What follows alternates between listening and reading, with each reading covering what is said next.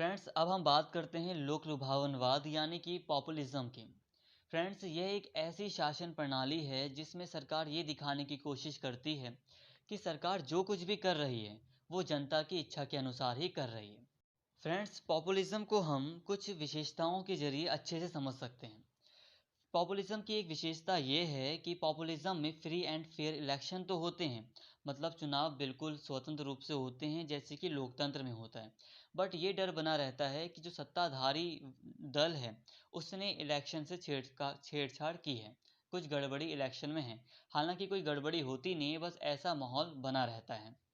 इसके अलावा चुनावों में धर्म, जाति, रंग को बहुत ही ज़्यादा महत्व दिया जाता है ताकि सरकार अपनी सत्ता को सुरक्षित रख सके। इसके अलावा इसकी एक विशेषता ये है कि सरकार बहुसंख्यक वर्ग, मेजॉरिटी क्लास की इच्छाओं पर ज़्यादा ध्यान देती है और अल्पसंख्यकों के हितों को अनदेखा करती है। सरकार ये दिखाने की कोशिश करती है कि हम लोगों की सामान्य इच्छा के अनुसार ही कार्य कर रहे हैं। इसके अलावा लोक लुभावनवाद में एक करिश्माई नेता होता है, एक कैरिस्मेटिक लीडर होता है जो कि लोगों से, स्पेशली बहुसंख्यकों से कई सारे वादे करता है और ये जताने की कोशिश करता है कि पूरी जनता हमारे पक्ष में है।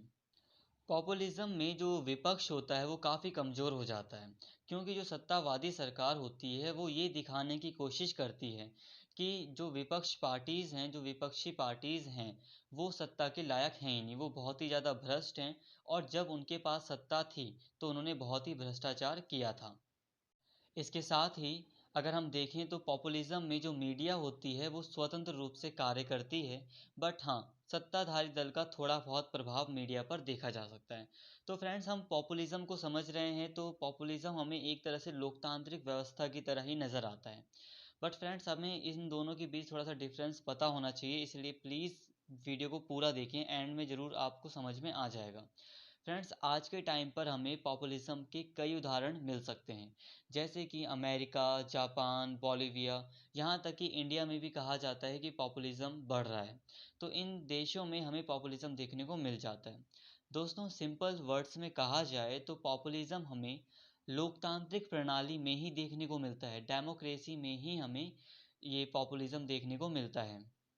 जैसे कि अमेरिका दुनिया का एक बड़ा लोकतांत्रिक देश है, लेकिन वहाँ पर जब डोनाल्ड ट्रंप की सरकार आई तो वहाँ पर पॉपुलिज्म देखने को मिला और डोनाल्ड ट्रंप को पॉपुलिस्ट कहा गया।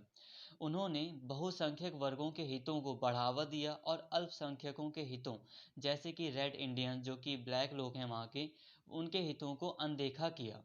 तो इस तरह से अमेरिका में, जो कि एक लोकतांत्रिक देश है, वहाँ पर पॉपुलिज्म देखा गया। तो फ्रेंड्स, हम समझ सकते हैं कि पॉपुलिज्म एक डेमोक्रेटिक कंट्री में ही देखा जाता है।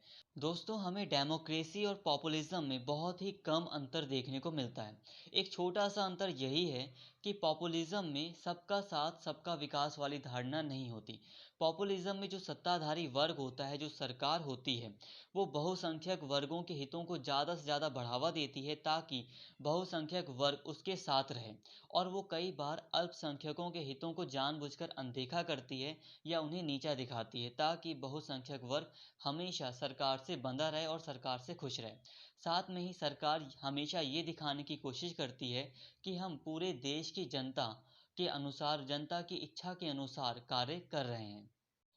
जबकि डेमोक्रेसी में ये देखा जाता है सबका साथ और सबका विकास। डेमोक्रेसी में हमेशा ही एक निष्पक्ष तरीके से वोट की राजनीति की जाती है। फ्रेंड्स, स्पष्ट रूप से पॉपुलिज्म हमें जर्मनी में देखने को मिलता है।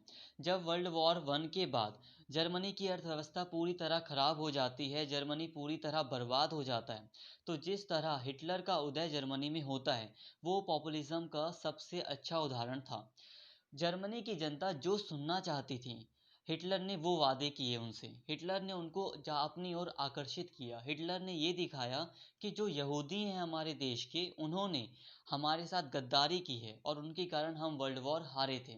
इसके अलावा अपनी अर्थव्यवस्था को ज़्यादा से ज़्यादा बढ़ाना है, कैसे बढ़ाना है, हिटलर ने ये सारे के सारे वादे किए जर्मनी की जनता के साथ। तो इस तरह पॉपुलिज्म हमें वहाँ पे देखने को मिलता है। हालांकि बाद में हिटलर एक पॉपुलिस्ट की जगह अधिनायक यानी कि डिक्टेटर बन गया था। तो आई होप फ्रेंड्स, आज आपको ये वीडियो बहुत ही अच्छा लगा होगा। प्लीज़ अगर वीडियो अच्छा लगा हो तो प्लीज़ कमेंट करके मुझे मोटिवेट कीजिए, और अगर आपको वीडियो पसंद आई हो तो इसको लाइक कीजिए, शेयर कीजिए और चैनल को सब्सक्राइब कीजिए। Thank you.